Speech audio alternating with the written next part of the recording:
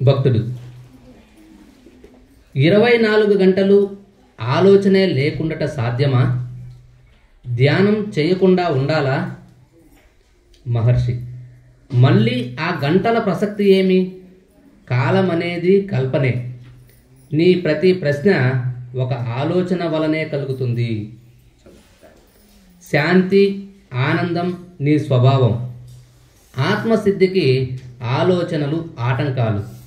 ధ్యానం కానీ, చిత్త ఏకాగ్రత కానీ ఆటంకాలను తొలగించడానికి కానీ ఆత్మసిద్ధి ఇచ్చేవి కావు.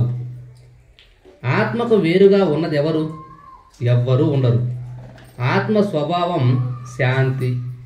అట్టి శాంతి కనబడటలేదే అంటే ఆ కనబడకపోవడం అనేది ఒక ఆలోచన మాత్రమే.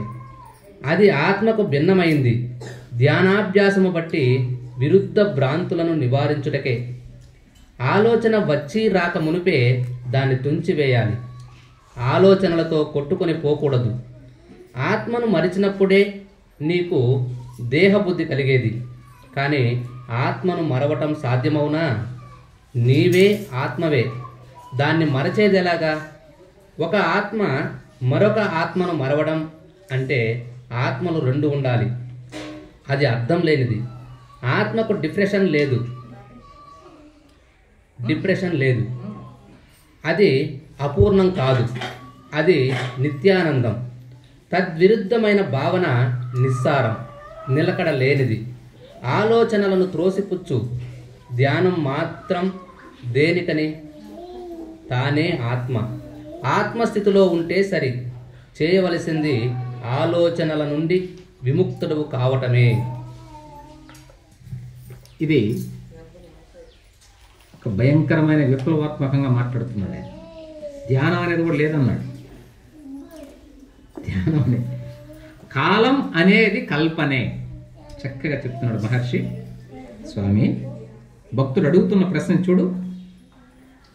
24 గంటలు ఆలోచనే లేకుండా ఉండుట సాధ్యమా? చక్కటి ప్రశ్న.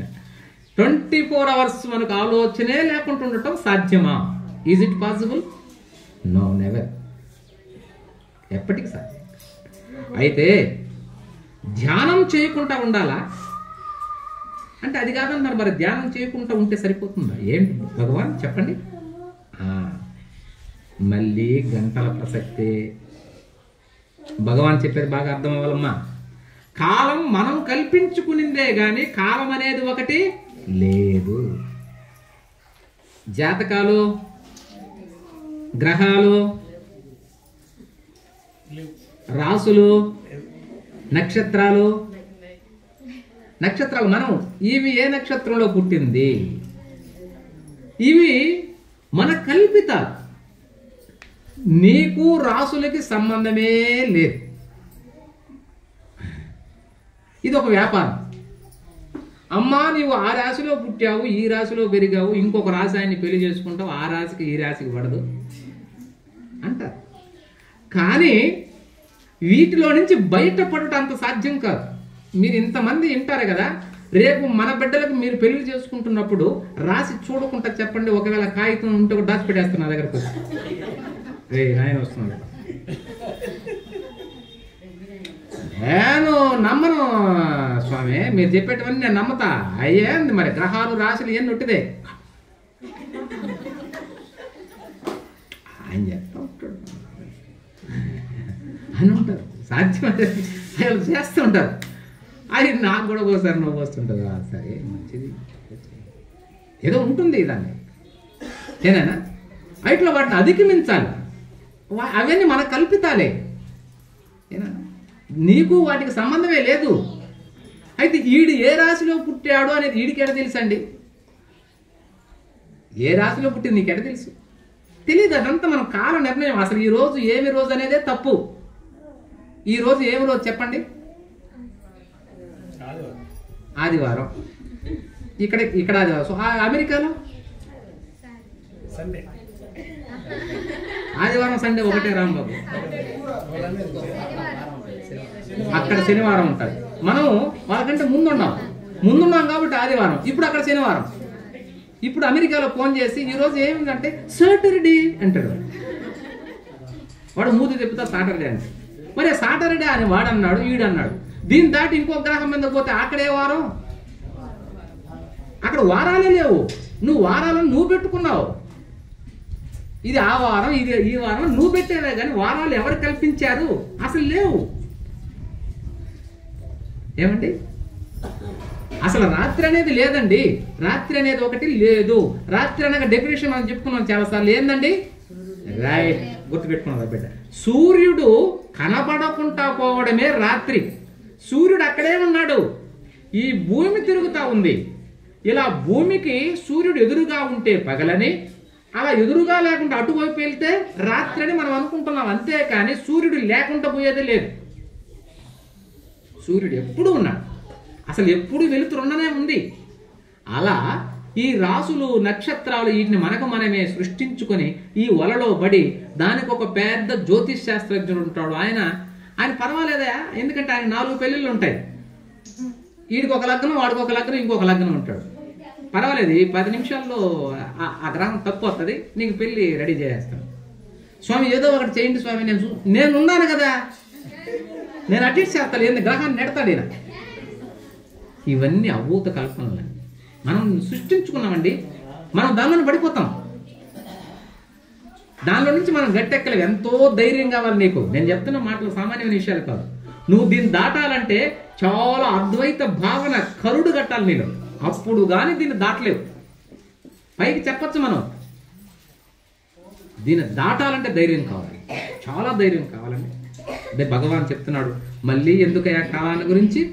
శాంతి ఆనందం మీ స్వభావమే. శాంతి ఆనందం అనేది నీవే. మరి నాకు దుఃఖం, మళ్ళీ చూడయా, దుఃఖం అనేది లేదు నువ్వు అనుకుంటున్నావా? ఆత్మసిద్ధికి ఆలోచనలు ఆటంకాలు. చూడండి, సినిమా తెరపై కనిపిస్తున్నాయి బొమ్మలు. అయితే ఆ సినిమా తెరపై కనబడే బొమ్మలకు ఆ తెర ఏమైనా ప్రభావితం అవుతా ఉందా? ఎంత స్పీడ్తో కారు పోతుంది, అంత స్పీడ్తో పోతే ఆ సినిమా హాల్ ఉంటుందా? గోడలో పగిలిపోవాలి. కానీ ఏం కాదు. అలా వెళుతున్నటువంటి చిత్రాలకి ఆధారమై తెర ఉన్నా తెరకి ఏమీ కావడం లేదు. అలా ఆత్మ మనలో అన్నిటికీ ఆధారమై ఉంది. మన సుఖాలు, మన దుఃఖాలు, మన ఆలోచనలు ఆ తెరపై ప్రకటితమయ్యేటువంటి చిత్రాలు. మనం ఈ చిత్రాలు చూసుకొని ఆనందపడిపోతున్నాం, సుఖపడిపోతున్నాం, దుఃఖపడిపోతున్నాం. అసలైన ఆత్మను చూడడం. ఆత్మను చూసిన వాడికి ఈ సుఖ దుఃఖ రాక పోకలు ఒక చిత్రాలుగా చూస్తావు. చూడమని కాదు, చూస్తావు. ఎలా? ఆత్మను దర్శించినటువంటి వాడి. ఏమండి, ఆత్మను మనం దర్శిస్తే ఓహో, ఆత్మ మీద ఏర్పడేటువంటి చిత్రాలు ఇవన్నీ. సుఖాలు, దుఃఖాలు, ఆనందాలు, బాధలు, ఈతి బాధలు, కొట్లాటలు, ఈ ఆస్తులు, గొడవలు, ఇవన్నీ కూడా ఆత్మనే తెర మీద వేసే చిత్రాలు. ఇవి శాశ్వతం కాదు. ఒకప్పుడు ఉంటాయి, ఇంకొకప్పుడు ఉండవు. ఆత్మ సుస్థిరం. అర్థమైందంటే దాన్నే ఆత్మదర్శనం అంటారు. దాన్ని చూసావో ఓహో, నా జీవితంలో ఇవన్నీ కూడా ఒక అలలలాగా వచ్చిపోతున్నాయి. చూడండి, సముద్రం మీద అలలు వెళుతుంటాయి. అల ప్రయాణం చేస్తుందండి? ఎవరైనా చెప్పగలరా? అల ప్రయాణం చేస్తుందా? ఏమో, చెబితే ఎందుకైనా మంచిది గమనించే పోలా. అల ప్రయాణం చేయదు. అయితే పోతా ఉందే. మీరు ఒక కాగితపు పడవ చేసి అల మీద వేయండి. మీరు ఒక టబ్లోనో ఎక్కడో ఒక అలను సృష్టించండి. ఒక రాయి వేస్తే అల పుడుతుందండి. అప్పుడు ఆ పడవ వేయండి. అది అలా లేసి అక్కడే ఉంటుంది కానీ తీరానికి పోదు. అర్థమైందా? అక్కడే లేచి అక్కడే ఉంటుంది. అది వెళుతున్నట్టుగా కనిపిస్తుంది. అది అక్కడక్కడ లేస్తుంది, అక్కడ నీళ్ళు పడుతుంటాయి. ఆ ప్రెజర్ మళ్ళీ నెడుతుంది. అక్కడ నీళ్లు లేసి అక్కడే అణిగిపోతుంటాయి. ఇప్పుడు అర్థమైందా? అక్కడ నీళ్ళే లేయడం అలా పైకి లేసింది అనుకుంటావు, అక్కడే అణిగిపోతుంటాయి. మరి ఆ ఫోర్సు అది నెడుతుంది చూడు, అక్కడ నీళ్లు పైకి లేస్తాయి, అక్కడ అణిగిపోతుంటాయి. అర్థమైందా? అలా ప్రయాణం చేయదు. అందుకని మీరు కాగితపు బొమ్మ ఎక్కడేస్తే అక్కడే ఉంటుంది. మరి సముద్రంలో చాలా వస్తువులు ఒడ్డుకు చేరిపోతుంటాయే, అర్థమైందా? అది వస్తుంది మనకు సందేహం. నెక్స్ట్ క్వశ్చన్ అదే. అది ఏమిటంటే ఆ గాలికి కొట్టుకొని గాలి ప్రవాహం ఎక్కువగా ఉంటుంది సముద్రం మీద, అర్థమైందా? ఆ గాలికి ఆ వస్తువు అలా తీసుకొస్తుంది. అది అల వల్ల వచ్చేది కాదు, గాలి వల్ల తీసుకొస్తుంటుంది. ఇప్పుడు అర్థమైందా? గాలి నెట్టేస్తుంది, ఆ వస్తువుని నెట్టేస్తుంది. ఆ ఫోర్స్ వల్ల వస్తుంది, కానీ జలం మాత్రం ఎక్కడానికి అక్కడ. అలా ప్రయాణించకపోయినా మనకి ఎలా అనిపిస్తుంది? అదిగోదుగోరు పెద్ద అల వస్తున్నదిరా.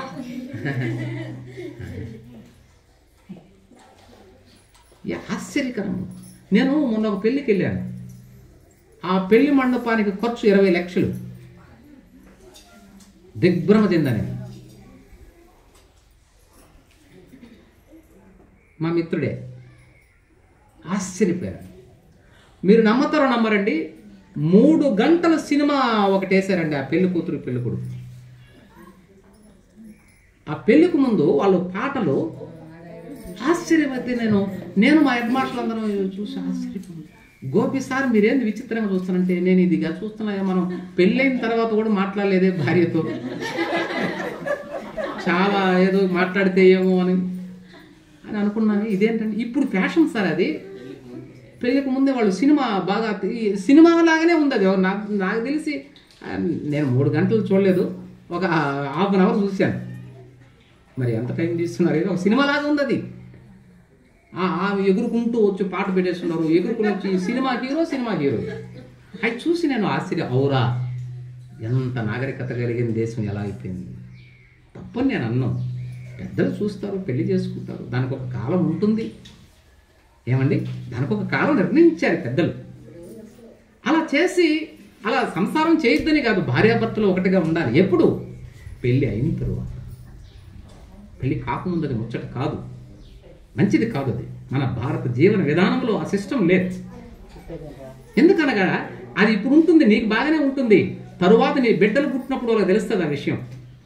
మనం అనుకోబాకండి. ఇప్పుడు నా బిడ్డలు నన్ను ఏమిటని చూస్తారు, ఈయన ఇన్ని చెప్తున్నాడు, ఈయన నిజంగానే లేదా అన్నటువంటిది ఆ బిడ్డ ఎతుకుతుంది. ఓహో ఈయన చెప్పేటివన్నీ కరెక్టే అని అంటేనే గౌరవిస్తుంది, లేదంటే అంతే.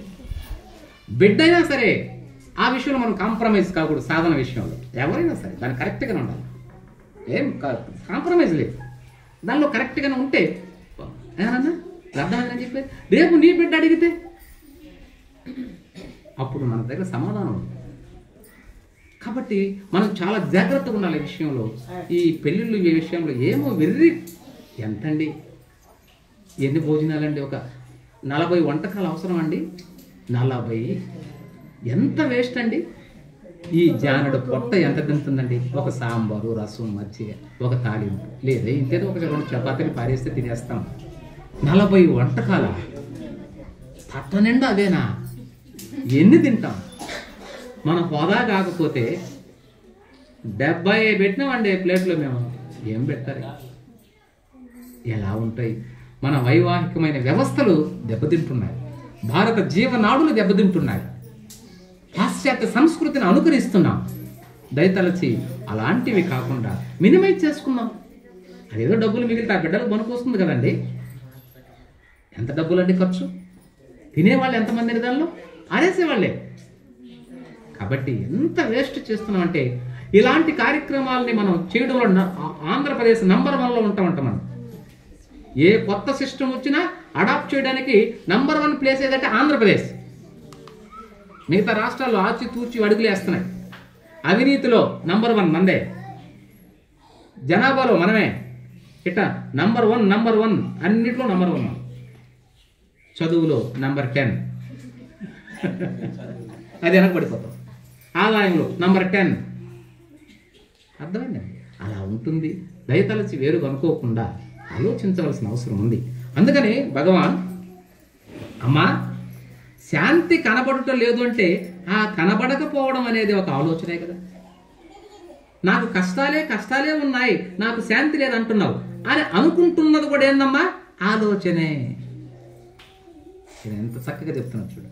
నాకు శాంతి లేదు, నాకు ఆనందం లేదు అనుకుంటున్నావు చూడు. అనుకుంటున్నది కూడా అలే.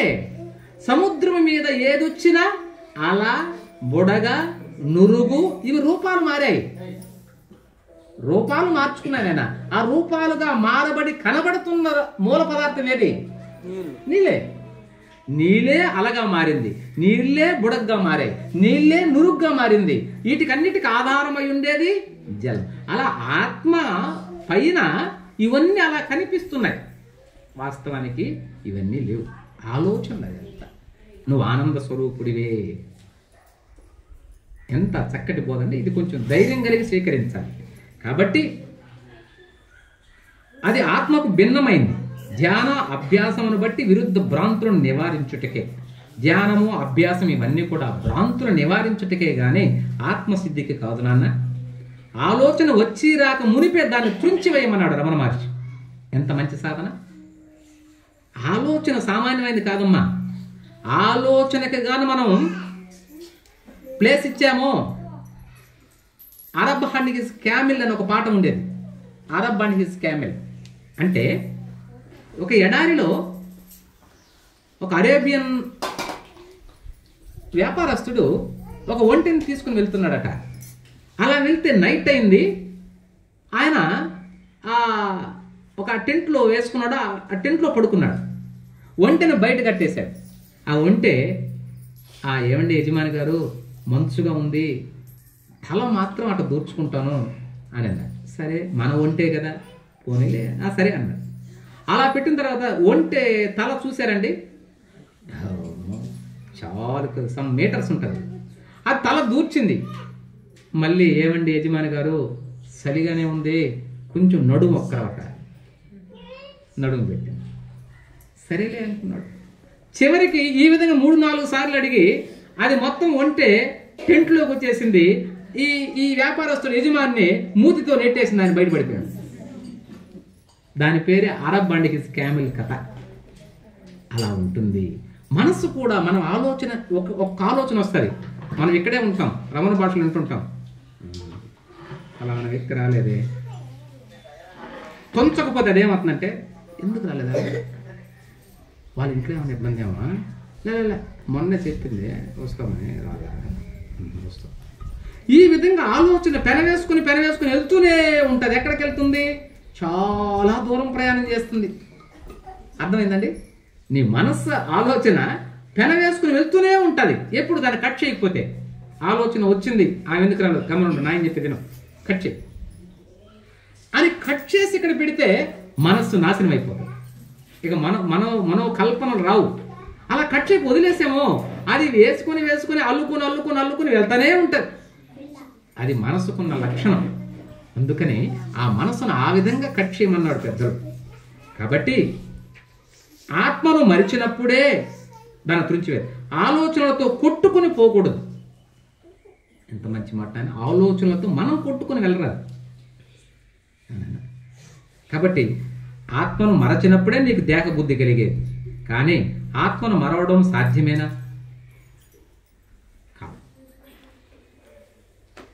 నీవే ఆత్మవి, దాన్ని మరచేది ఎలాగా?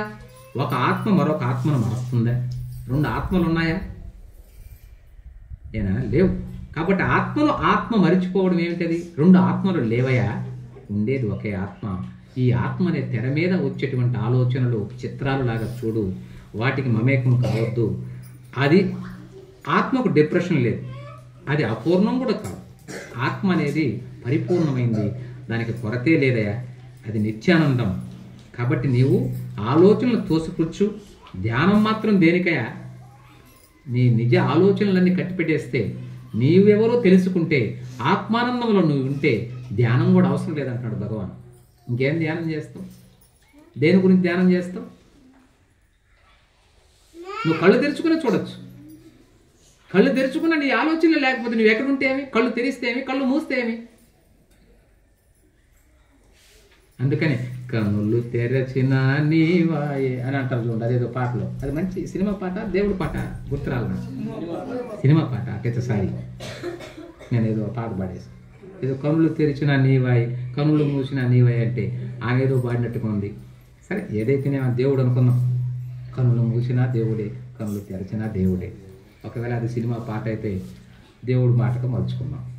కాబట్టి అలా కనబడితే భగవంతుడు కనులు మూసిన కనులు తెరిసిన భగవంతుడే కదయ్యా అని అనుకోవచ్చు కదండి.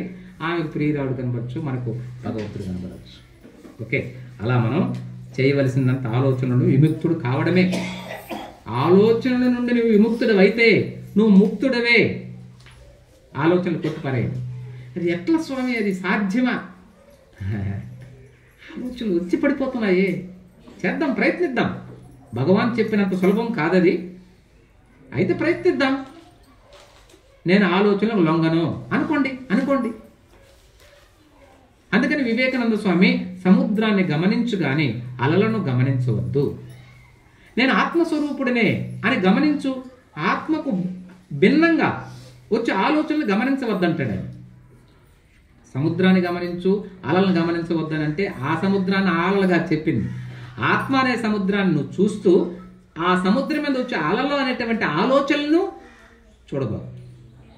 అంత కష్టమైన పని అది, సులభం కాదండి, అంత సులభమేం కాదు. కానీ ప్రయత్నిద్దాం. అలా ప్రయత్నించి కాలం అనేది ఒక కల్పనే అని భగవాన్ మనకు స్పష్టంగా ఈ విషయంలో మనకు చెప్పారు. హరి ఓం తత్సత్.